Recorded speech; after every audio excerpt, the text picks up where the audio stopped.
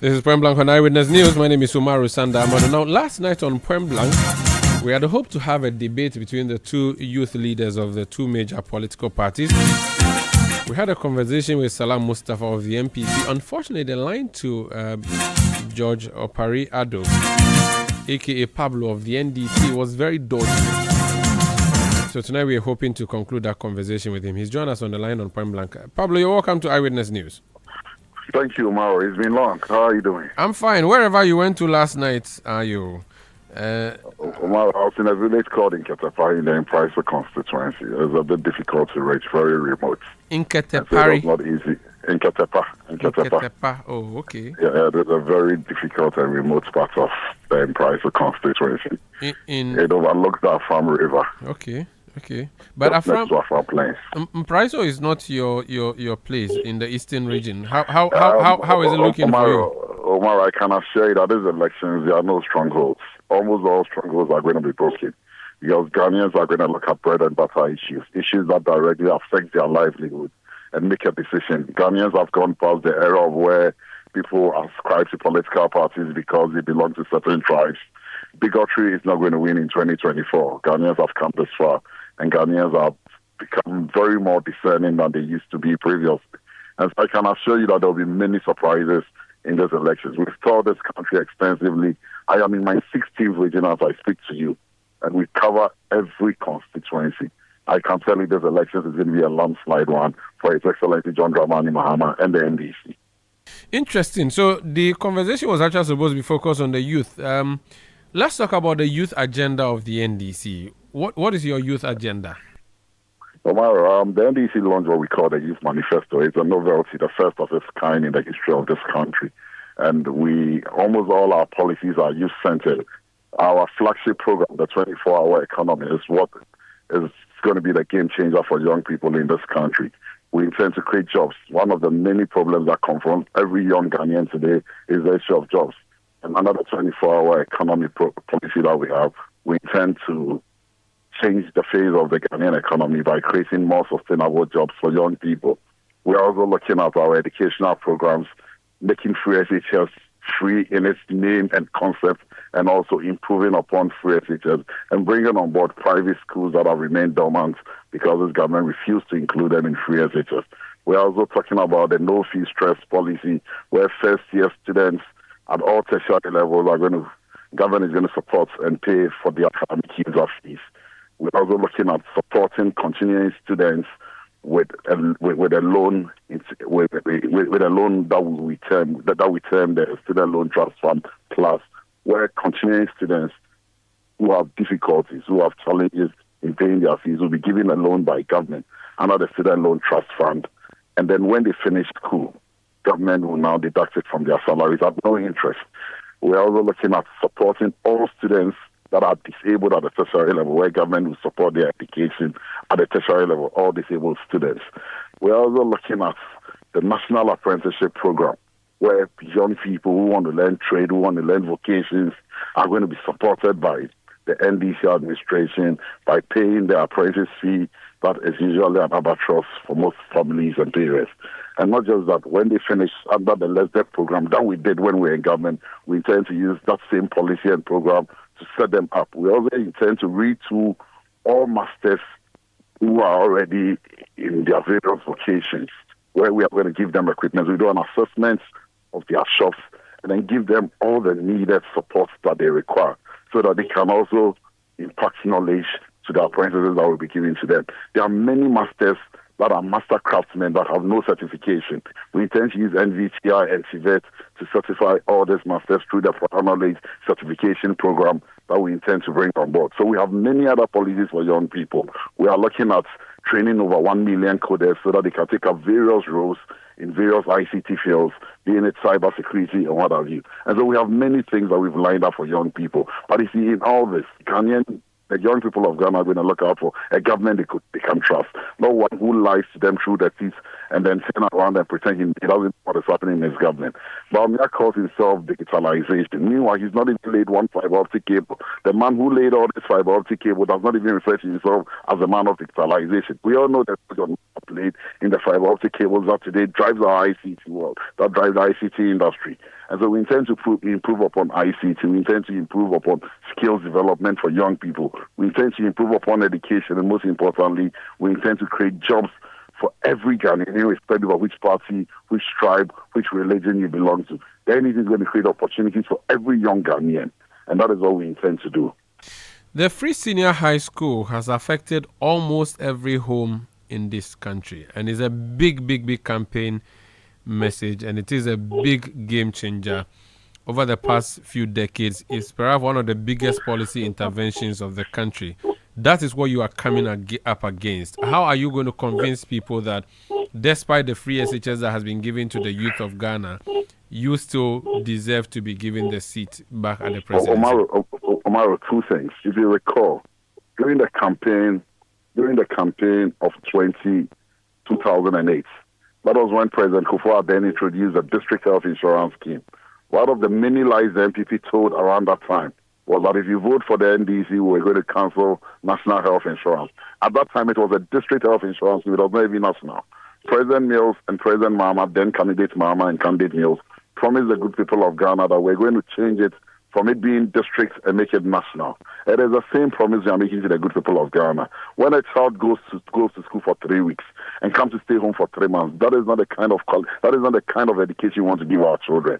I can assure everybody that the NED is going to improve upon free SHS. We are going to complete all the abandoned secondary structures, all the structures in the various secondary schools that have not been completed. And we assure them that we are going to improve upon free SHS. Under the 1992 Constitution, no government can cancel free SHS. When we were in government, I was an MC then. In 2015-2016 academic year, President Mahama started progressively free senior high school for day students. And then the Akufo-Addo came to extend it to cover boarding students. So the NDC is not against free SHS. We can never be against free SHS. Our approach to free education was different from their approach. But now that they've started and included boarding schools, we are going to improve upon it. We are going to even bring on board private schools that were not initially included. And that's what we are saying. The NDC is all committed to making sure that free SHS finds its rightful place. We don't intend to just give education. We intend to improve upon the quality of it. And so I want to assure everybody listening to the NDC that we are not against free SHS. And we are not even leaving it at free education at a secondary level. We are looking at improving basic education as well, because that is the basic foundation that a child needs before he even gets to secondary school. And so today we know the challenges that confront basic education. 5 years after changing the curriculum, no textbooks have been provided. We intend to improve upon it. We intend to improve upon teacher absenteeism. We intend to support through the capitation grant that has been missing for a very long time.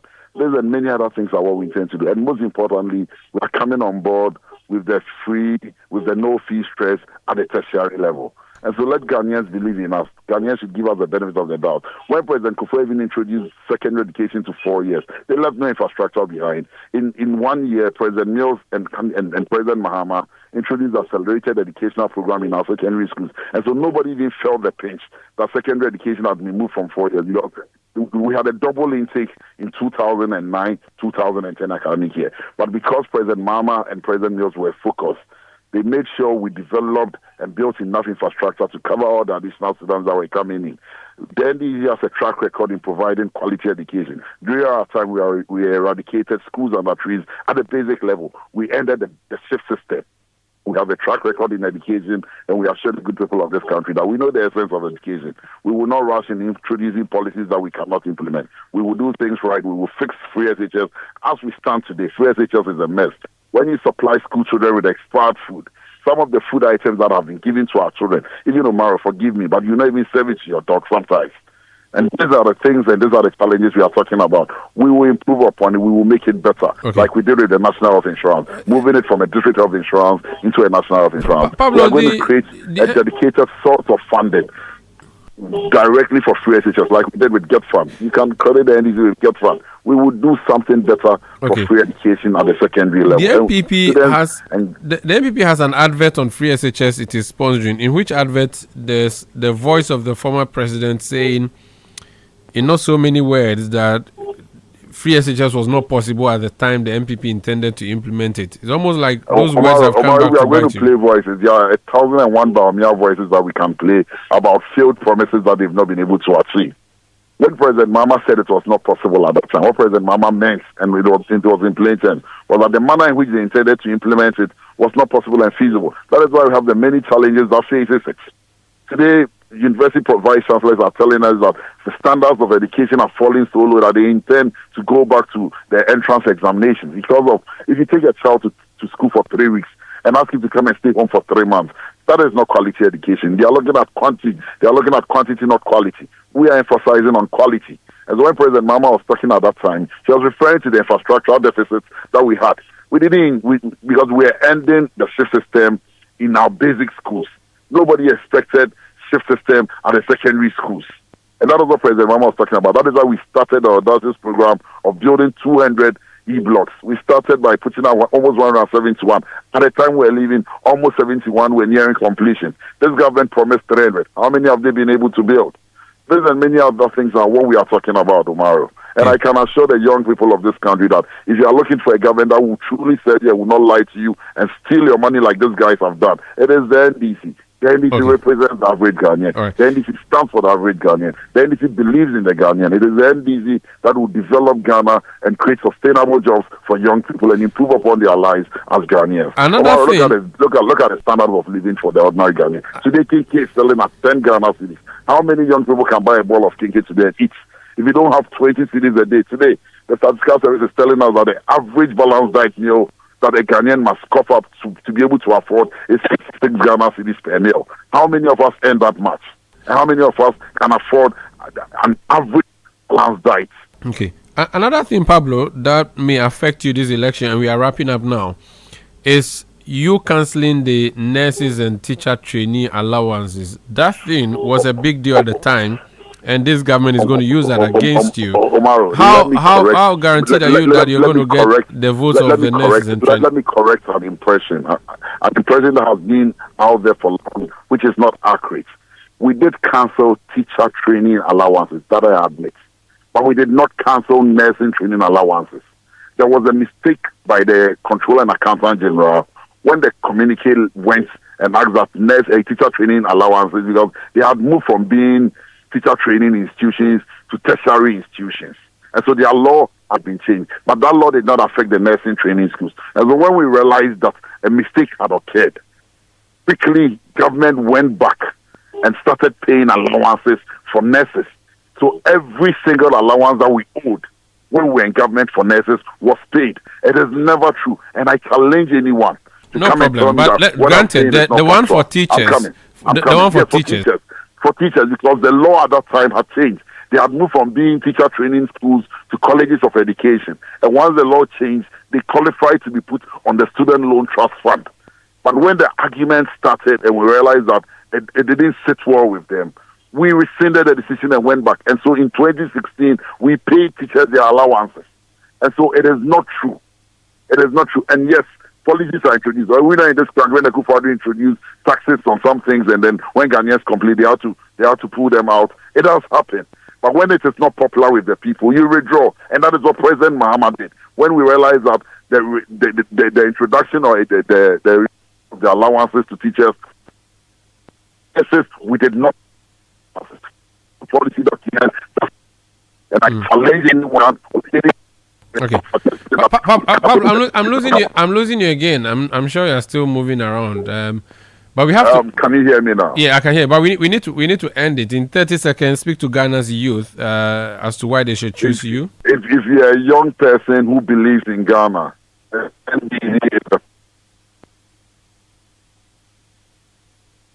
vote for John Mahama. You are going to vote for yourself because the destiny of our country is at stake. Our country is at the crossroads. This government has failed us. They have stolen from us. They have stolen your future. They have even stolen from pensioners. So how much more you young people?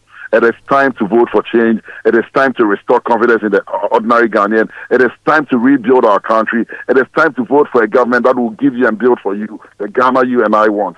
I believe in John Mahama, and I believe that he's going to lead Ghana out of the mess we find ourselves in. In crisis, you need a wartime leader. Okay. President Mahama has proven to the good people of this country that he's a wartime leader. When we faced economic crisis in 2013, 2014, when we faced electricity crisis, he fixed it, he took us out and returned Ghana back onto the path of prosperity. Okay. He's the best leader for the job. We don't need a driver's seat who is inexperienced and have stolen from us and have lied to the good people of this country. Thank you. We need a leader who is honest and trustworthy. And that leader is His Excellency John Dramani Mahama. Thank you so much. George Opariado, National Youth Organizer, NDC. He's also known as Pablo. But that's how we end tonight's edition of Eyewitness News. It came to you from our studios in Accra. My name is Umaru Sanda Amadu. Production by Kobina Wilson, Beverly London, and Sami Wiafe. Desmond Nyako helped us on the technical side, and Emmanuel Owusu supported us on the new media side. We'll be back tomorrow at 17:30 GMT. This is the Election Bureau. Thank you for listening. Stay with us as always. Let me just remind you that at 10 p.m. tonight, Christopher Isima will bring you Ballot Box. It's a show where you can listen to all the key issues and also phone in and contribute. So if there are some issues on Eyewitness you wanted to really comment about it and we could not provide you the platform, Chris will give you that platform at 10 p.m. So do stay tuned in on 97.3 Citi FM. Have a good night.